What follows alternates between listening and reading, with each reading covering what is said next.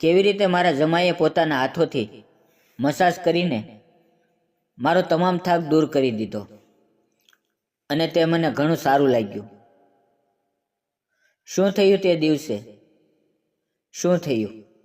હું બધું તમને ખુલ્લે આમ બતાવવા આવી છું, પરંતુ તે પહેલાં હું તમને વિનંતી કરું છું કે ચેનલને સબસ્ક્રાઈબ જરૂર કરી લો, કારણ કે આખો દિવસ વાર્તા લખવામાં અને બનાવવામાં લાગતો હોય છે, અને આ વાર્તા તમારી જેવા પ્રિય મિત્રો માટે જ બનાવવામાં આવે છે. તો મને સહાય કરવી એ તમારી ફરજ બની જાય છે. તો કૃપા કરીને સબસ્ક્રાઈબ જરૂર કરી દેજો. મિત્રો, મારું નામ રમા છે અને હું ગુજરાતની રહેવાસી છું.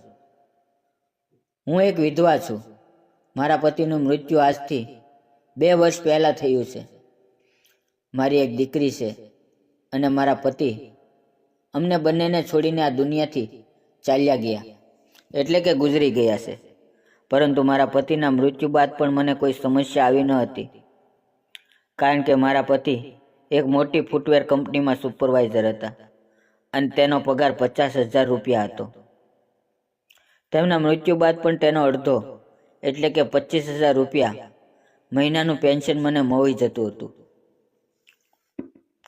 હું પણ એક શાળામાં શિક્ષિકા તરીકે નોકરી કરું છું અને મારો પગાર પણ 20,000 રૂપિયા છે એક મહિનાના, જેથી અમે બંને મા દીકરી અમારી દરેક જીવન જરૂરિયાત પૂરી કરી શકીએ છીએ. મિત્રો, મારી દીકરીનું નામ નેહા છે અને હવે તે 22 વર્ષની થઈ ગઈ છે. મેં સમય અને સમાજને જોતા મારી જવાન દીકરીને મારી સાથે રાખવી યોગ્ય ન સમજી તેના વિવાહ એક અમીર પરિવારમાં કરાવી દીધા. મારા જમાઈનું નામ રોહન છે અને તે પણ વ્યાપારી છે. મારી દીકરી તેની સાથે મુંબઈમાં રહે છે અને તે તેની સાથે ખૂબ જ ખુશ છે. એક દિવસ મને મારી દીકરીનો મેસેજ આવ્યો કે મારા જમાઈ કોઈ કામ માટે અમદાવાદ જવાનું છે અને તે કહે છે કે તે તમને પણ મળવા આવશે. તો મેં કહ્યું, દીકરી નેહા, તું પણ જમાઈ સાથે આવી જા. પરંતુ તેણે કહ્યું કે નહીં માં, હું 1 મહિના પછી આવીશ. મેં કહ્યું, ઠીક છે, જેવી તારી મરજી.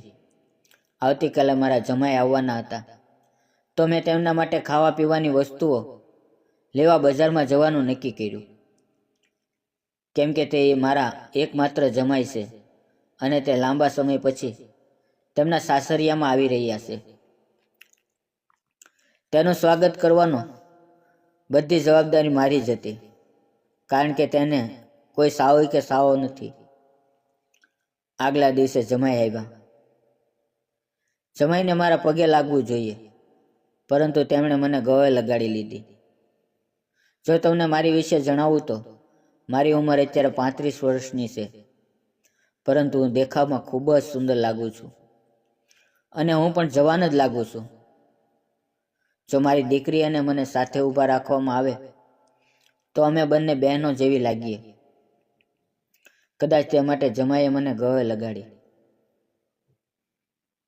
કારણ કે હું તેની સાસુમાં જેવી તો લાગતી નથી.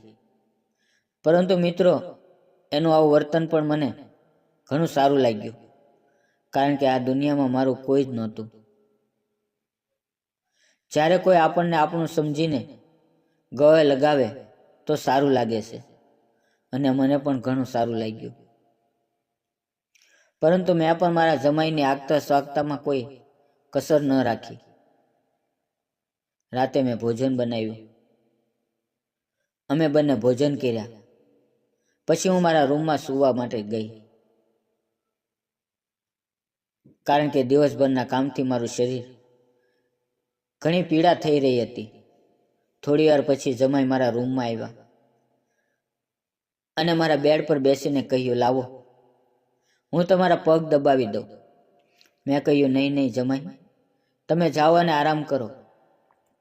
પરંતુ જમાઈ જીદ પર આવી ગયા અને કહેવા લાગ્યા, જો મારી જગ્યાએ તમારો પોતાનો દીકરો હોત તો પણ તમે એ જ વાત કરત.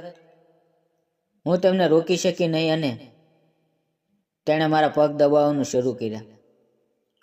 થોડા સમય પછી જમાઈ બોલ્યા, માં, થોભો હું તેલથી તમારા પગની માલિશ કરી દઉં.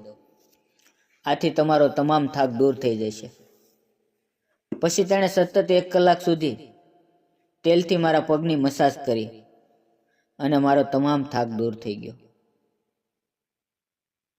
મિત્રો, તમે પણ તમારા માતા પિતા, તમારા સાસુ સસરાની સેવા કરતા રહો અને પુત્ર જમાઈ હોવાના ફરજને નિભાવતા રહો. મિત્રો, વાર્તા પસંદ આવી હોય તો વિડીયોને લાઇક અને ચેનલને સબસ્ક્રાઈબ જરૂર કરજો. ફરી મળીશું એક નવા વિડીયોમાં. ત્યાં સુધી આવજો.